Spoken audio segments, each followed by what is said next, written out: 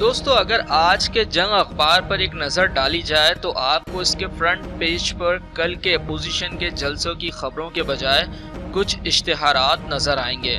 کسی اشتہار میں عوام دوست منصوبوں پر پنجاب حکومت کو خراج تحسین پیش کیا گیا ہے اور کسی اشتہار میں پنجاب حکومت کا شکریہ ادا کیا گیا ہے۔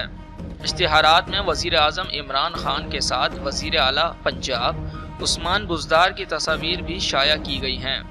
آخر اپوزیشن کے جلسے کے دن جنگ اخبار میں پی ٹی آئی حکومت کے لاکھوں روپے کے اشتہارات کس نے لگوائے، جس نے اپوزیشن کے گجرانوالہ جلسے کی تشہیر کے لیے بالکل بھی جگہ نہ چھوڑی۔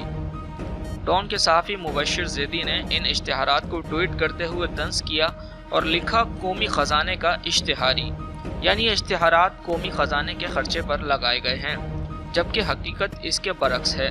یہ اشتہارات قومی خزانے سے نہیں لگوائے گئے اور معروف صحافی ملیحہ ہاشمی نے ان اشتہارات پر دلچسپ حقائق پیش کیے۔